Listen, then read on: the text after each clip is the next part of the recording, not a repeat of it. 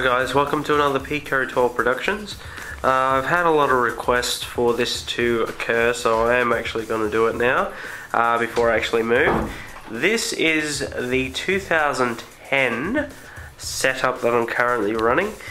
So it's really quite simple. It's not really, it's very similar to the 2009 one in a lot of ways, but I'll run you through this anyway. So we'll start over here with the lovely late 2010 13-inch MacBook Air. That is it there. Lovely. And what we have down here is the iPhone 4. So that's just that. Might actually lock that. Alright, so there's 13-inch MacBook Air. Right, and that's connected via DisplayPort to DVI adapter to my Samsung 22-inch, and it acts as a secondary display for the MacBook Air, as you can see here. Nice. Okay.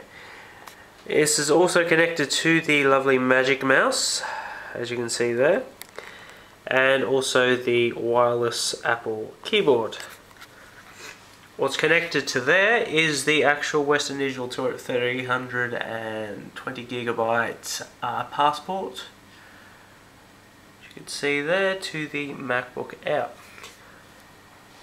Right, so down we go here. As you can see, is the Maxor 500GB via 800 Time Machine drive for the MacBook Air, and I'm using USB 2.0 obviously to back her up with.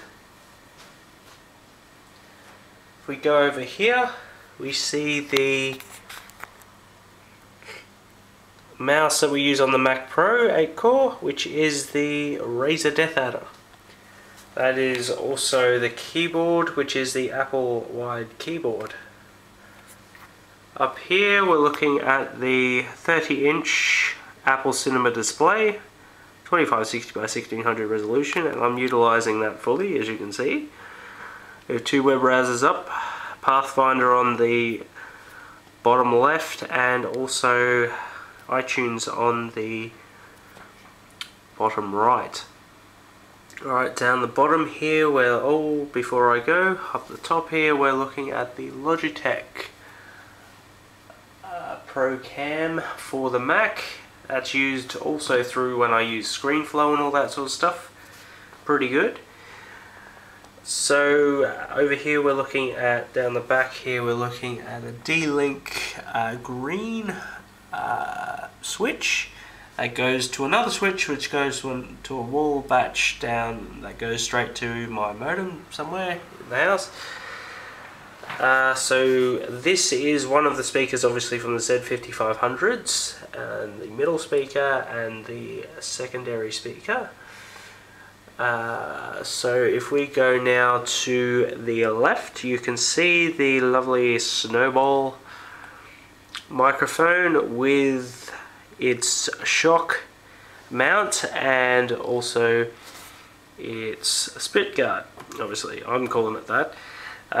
So yeah, from here we go and we see the iPad 3G 64 gig.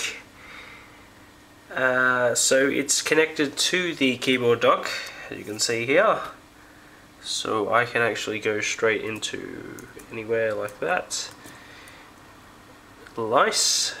There's a little brightness and all that. Nice. So yes, that's connected directly to my Mac Pro. There's the Z5500 control station, or the controller as they say, or actually not the controller, the satellite controls. There is the Lacy 1TB Time Machine drive for my Mac Pro. On top of those are Sennheiser's earphones. I forget the actual model of it, but they're quite good. Over here we have a pen and assortment of SIM cards from different retailers, as well as a data card from Telstra. We have cleaning cloths and screwdrivers. We have also the Logitech Z5500 remote. We also have a blank disc DVD-R, yay! We have Command & Conquer 3, Tiberian War, the Mac edition, Battlefield, Bad Company 2, the PC, yay! And the case for the Sennheisers.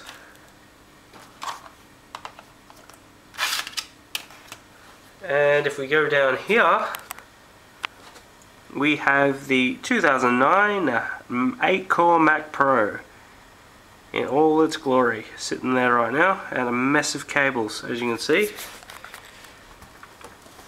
If we bring this chair over, I don't know if this is a bit too dark for this, but we might actually take a look inside. Yes, and yes, it's still running while I'm doing this. There we go, inside the Mac Pro itself.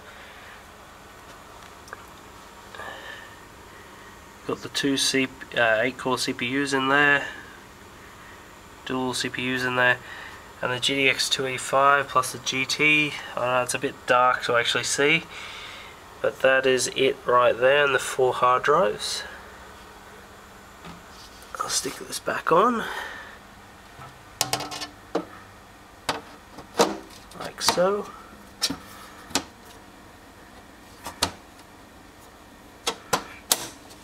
There we go. Next we have the rear of the Z5500s.